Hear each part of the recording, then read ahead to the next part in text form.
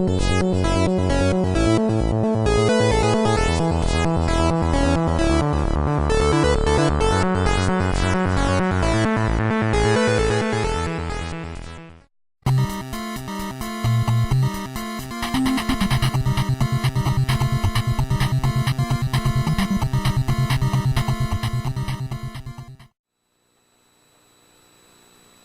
everyone.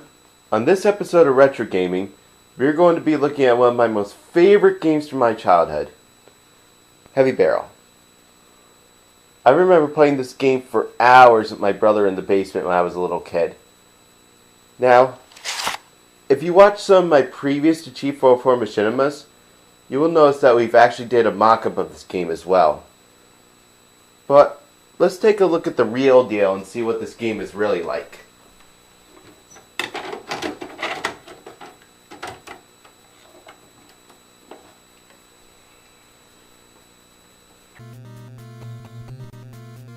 Now, to start us off, before the NES version, Heavy Barrel was originally an arcade game released in 1987 by Data East. Then in March of 1990, a home version of the arcade game was ported to the NES and Famicom systems. Both the arcade and home versions of the game are almost identical, but there are some things we will go through that will help us distinguish what the differences are between them. The backstory to Heavy Barrel is that terrorists have seized an underground complex of a nuclear missile site. Now it's up to the player to infiltrate the base and kill the enemy leader in order to stop the terrorists from launching a nuclear attack on the world.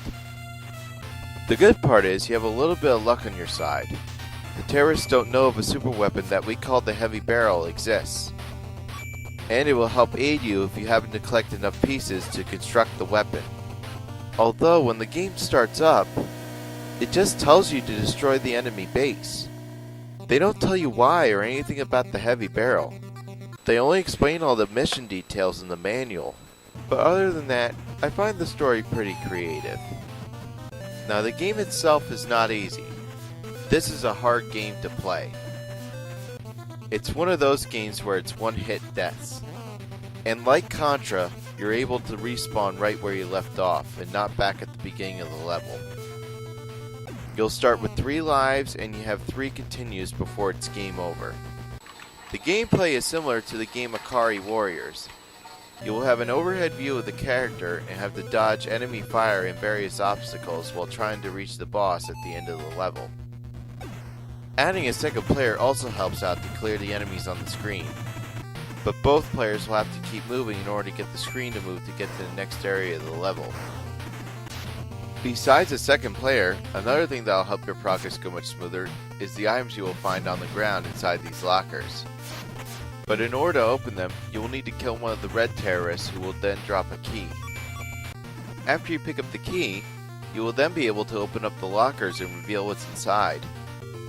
Now there could be one of 5 things inside: a firearm, a hand weapon, star shield, a piece of the Heavy Barrel, or an extra life. There are 2 types of firearms you're able to pick up: pellet gun and flamethrower.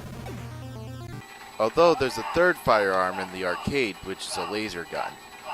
The hand weapons you can acquire are the mace, super grenade, or smoke bomb. And each of these weapons have an ammo supply, so be sure to use them wisely or else they will run out.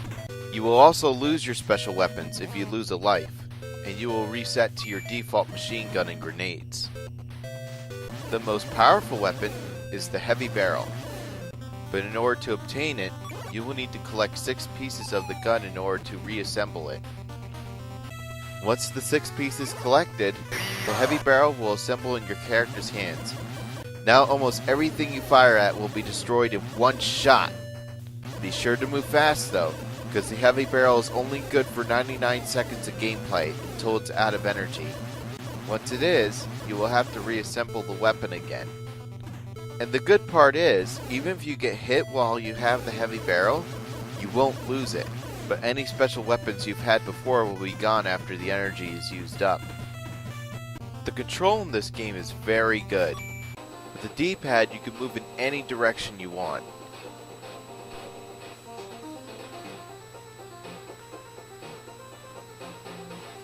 The A button fires your firearm, and the B button uses your hand weapon. And it all feels smooth and at just the right pace, too. Although sometimes it can be hard to get your character to face at just the right angle in order to hit your mark. So you'll just have to move yourself around a little bit in order to hit your target. The graphics are good for NES standards, but I feel they could have done a little bit better. Because when you compare it to the arcade game, the stages and enemies have a lot more textures to them.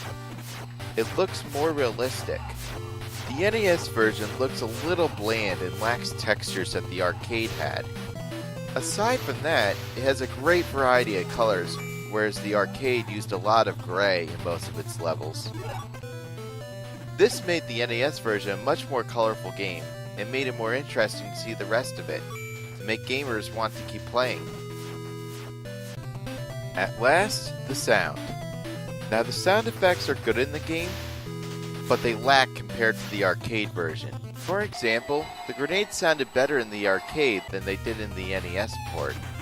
And the biggest downer is that the arcade had voices, and the NES version didn't. The only time you've heard a voice in the NES version is when you've collected that 6th piece of the heavy barrel. But it sounds awful compared to the arcade version. Just listen.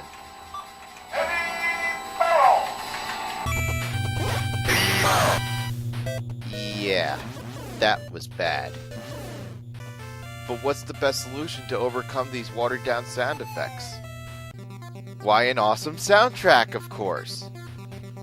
The soundtrack for Heavy Barrel is really good.